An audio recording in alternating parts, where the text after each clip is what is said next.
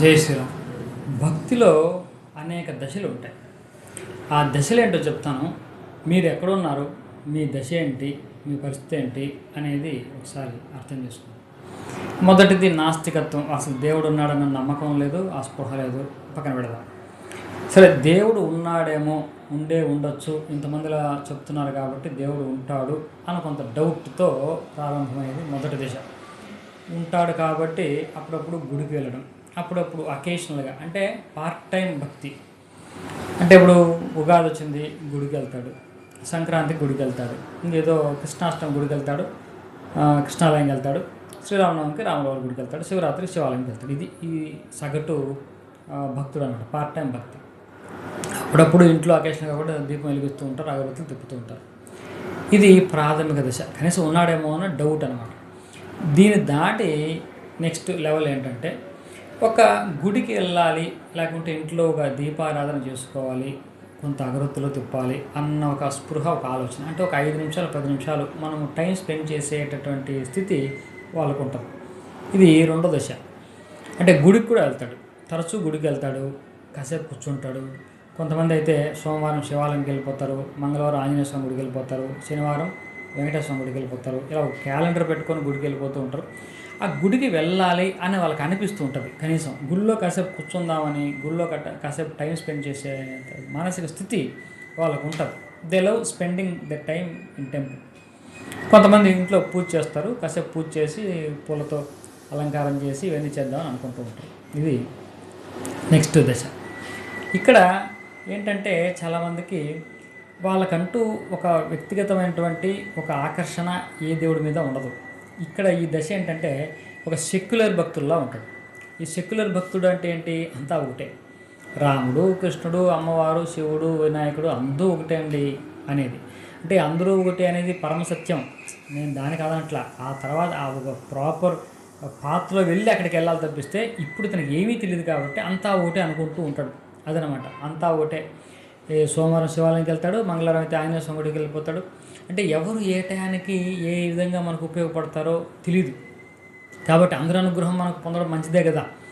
ఒకవేళ వీళ్ళిద్దరూ కాకుండా ఇంకోరు చెప్తారు, దత్తాత్రేయ స్వామి అండి చాలా పవర్ఫుల్ అండి, ఆయన మనం అడిగిన వెంటనే ఇచ్చేస్తాడు, స్మర్తృగామి అని వింటారు, బలంగా వెళ్తుంది అనమాట. నెక్స్ట్ డే వెంటనే దత్తాత్రేయ స్వామి గుడికి వెళ్ళిపోతాడు అంతే.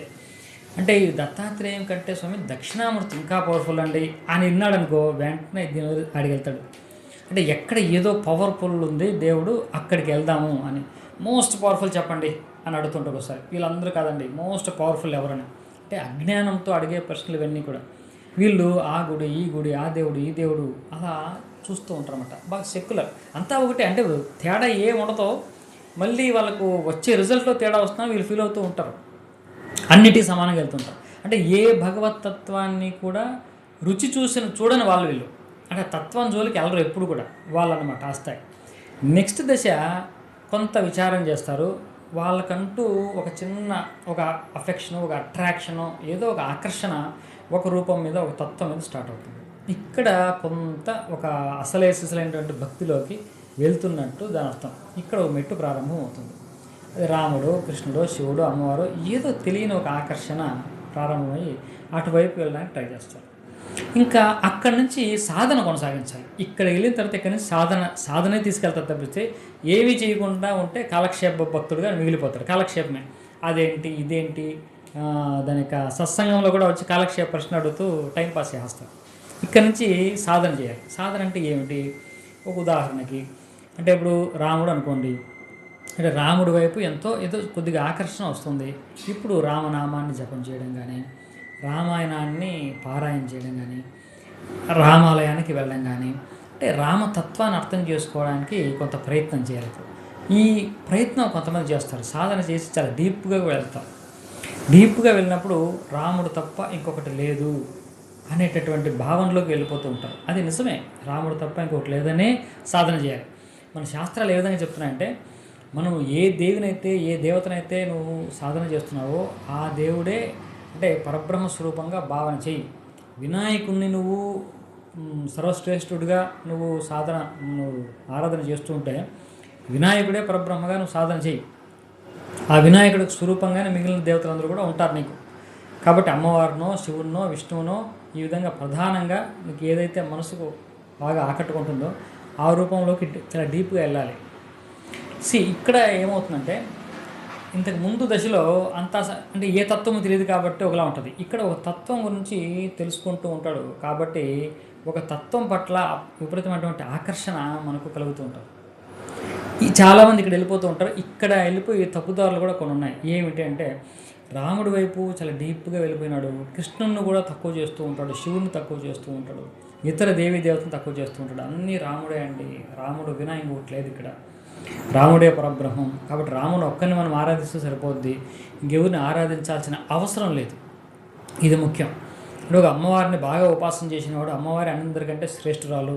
కాబట్టి మిగిలిన దేవతలందరూ కూడా అమ్మవారి కింద పనిచేసేటటువంటి సేవక దేవతలు, వాళ్ళు మనం ఆరాధించాల్సిన అవసరం లేదు అని ఎప్పుడైతే మనకు వచ్చిందో అక్కడ ఒక పెద్ద మనము రాంగ్ ట్రాక్లోకి వెళ్తూ ఉంటారు చాలామంది.